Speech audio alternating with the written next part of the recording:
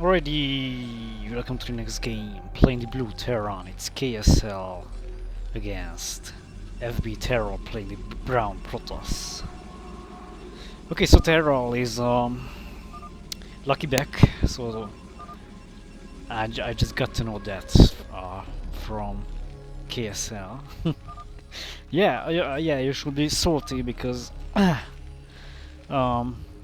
TVP, yeah, and I think we just need to see some cheesy stuff because TVP is well, if it's played by standard and Terran just goes 3 Rex, choke and 2 command centers and mass mech, then it's just the usual styles, and Terran just wins like 99% of the games if it's played like that. And so if Protoss doesn't kill Terran in the first I don't know, few minutes, then after that so Protoss players have really hard time finishing the Terran player, and it seems, yeah, that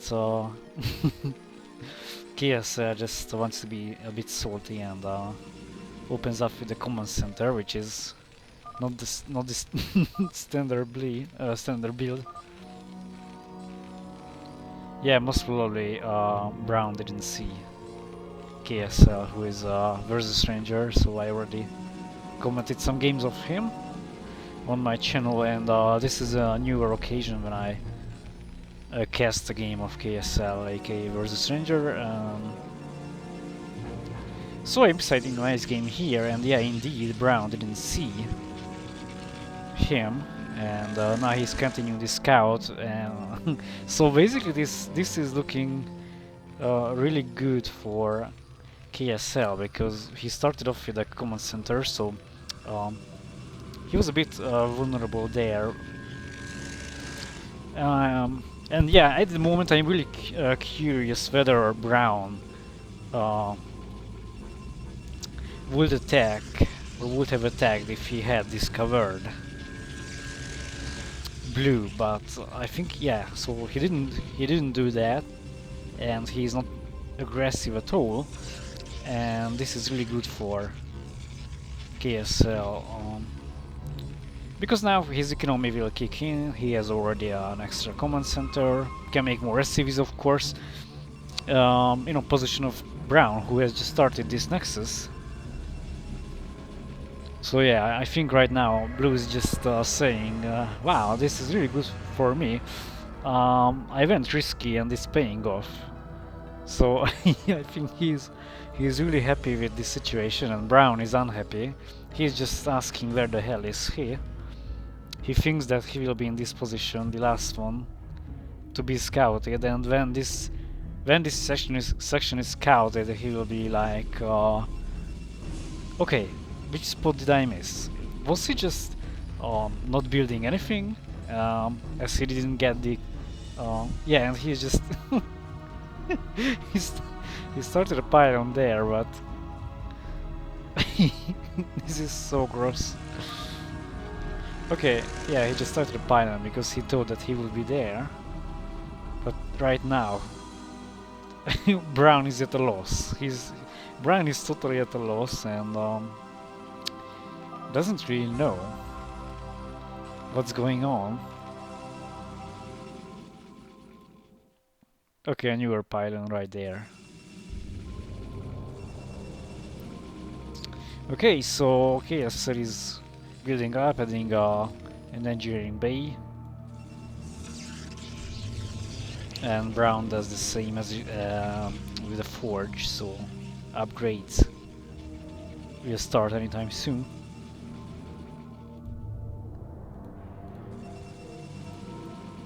Oh yeah, never mind, he already had a forge.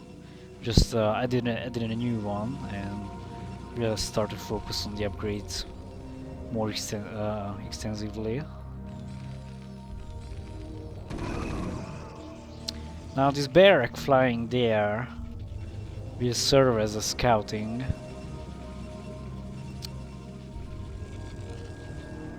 tool, so to say. Sometimes they call the scouting barracks an overlord with 1000 HP. Because, you know, the speed is the same.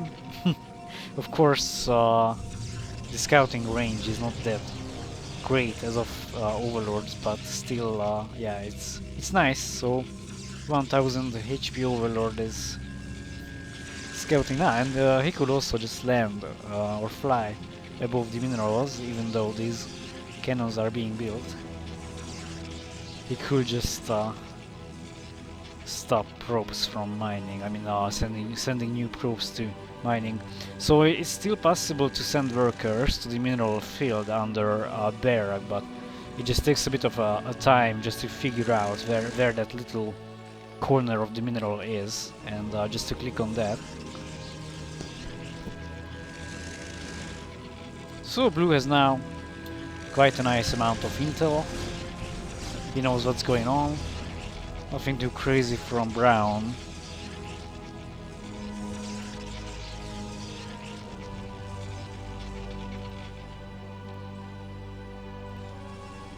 And this might be very bad for him, because if a Protoss player doesn't go cheesy stuff at this section of the game or at this phase of the game, then they really don't have any chance against the Terran, who will be maxed out with tanks and Goliaths. So Dragoons and Zealots themselves won't do much against the Terran, who will have upgrades on his mech units. And also a choke is really hard to take with the Zealots and Goons. So that's why the TOS needs to either go for drops or try to kill the choke with reavers or carriers, and then after that the Grand Army will be able to enter. Well, another question is what kind of damage they can do. So even if the way is free, then they still face the mech army of the Terran, which is strong by default.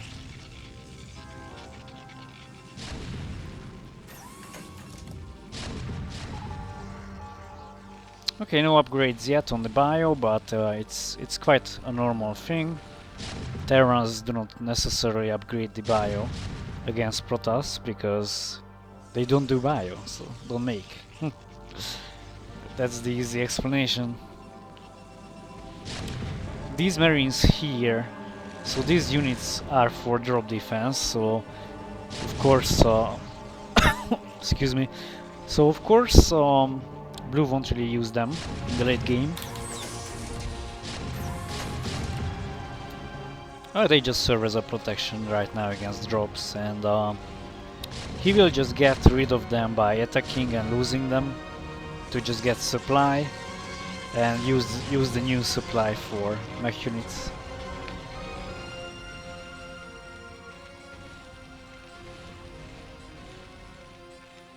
Okay, so here goes the cheesy stuff from blue, who is preparing a nuke, and of course it's really great for him because he can just nuke right here on top. So this position enables him just to drop a nuke here, because the Ghost of course has the range for this too.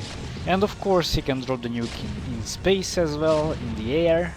It's possible to do that, but he can also put the nuke on the ledge. We will see. Of course it's better here, because it can kill the probes.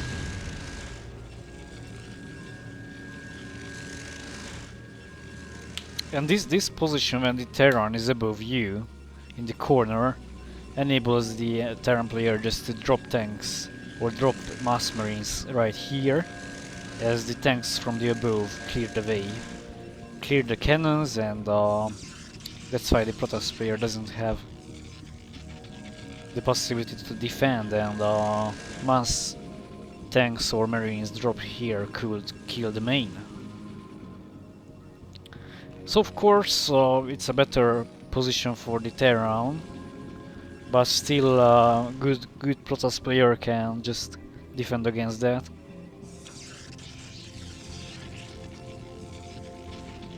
A new base is also a great idea here, so when a Terran is above you, shooting you with tanks, then you can just well, yeah, you might want to try and find a new section of the map, get an expansion, get up 2 nexus, and then get some probes so that you are not really depending on this mining here.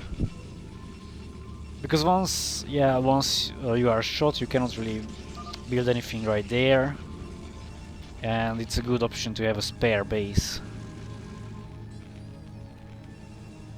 Okay, so carriers are being prepared, and there goes the nuke right here, which Bran is really not happy about. He really needs to move. Okay, and there it goes, the EMP, so okay, that was a nice shot. So the probes died. He could save some, not too much, not too many.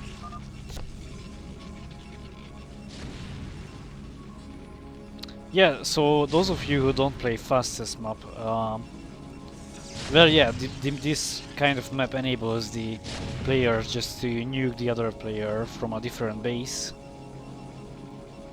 Well, this is on the one hand good, on the other hand not that good, not that fair, so to say.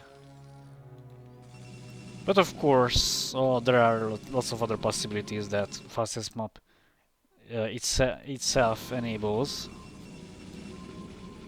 Another good thing is placing tanks in the corner and shooting the choke of the Protoss player and also closing him.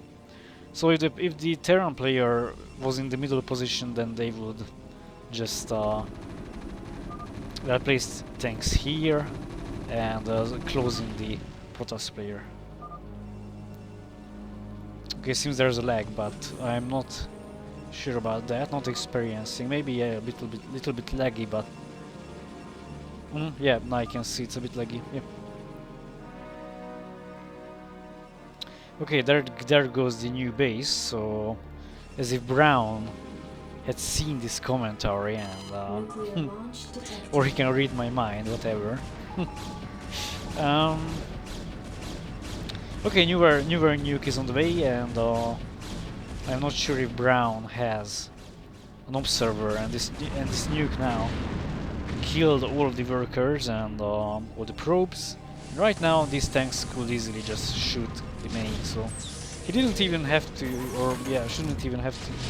What am I saying? Oh my God! So he didn't even have to just siege up. He could have just shoot the main with the tanks once dropped, but he decided to siege up anyway and finish the job. So that's why, or this is why I mentioned that.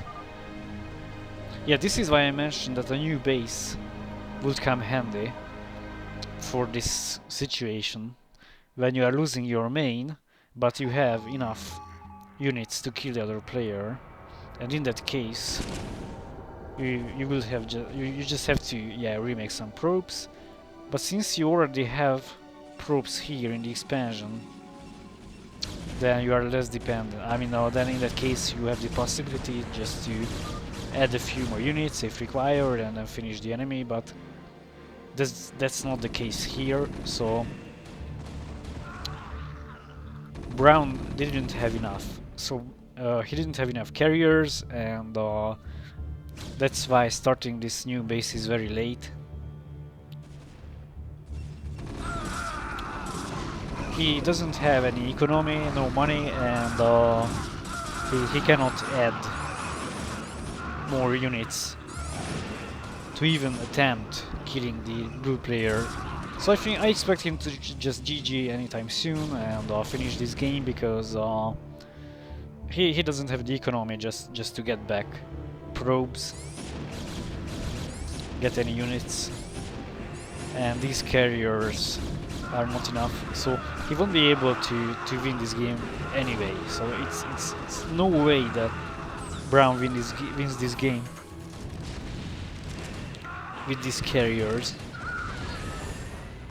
Blue will just come outside and finish him.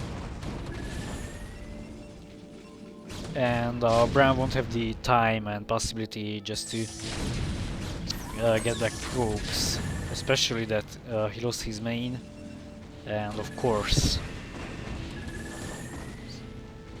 he cannot really get back money as fast as with the main.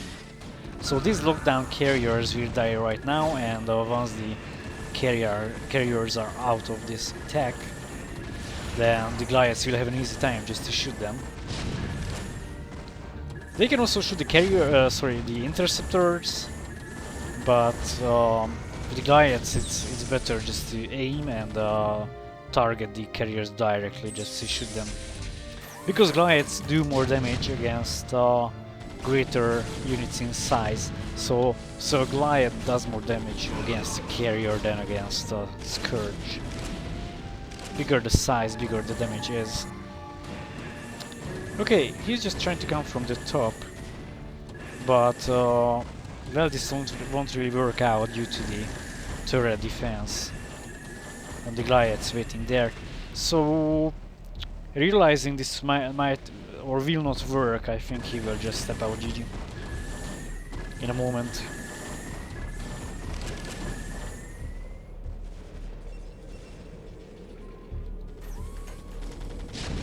Tanks are out, clearing these gates, and soon the ground units will have an access to the base.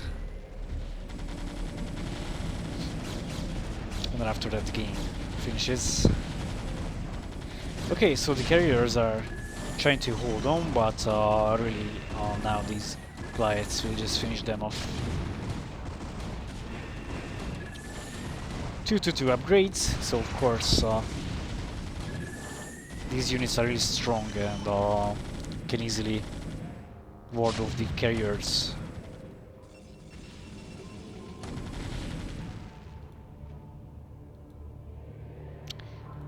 No money for units, so these carriers are the last chance for a GG.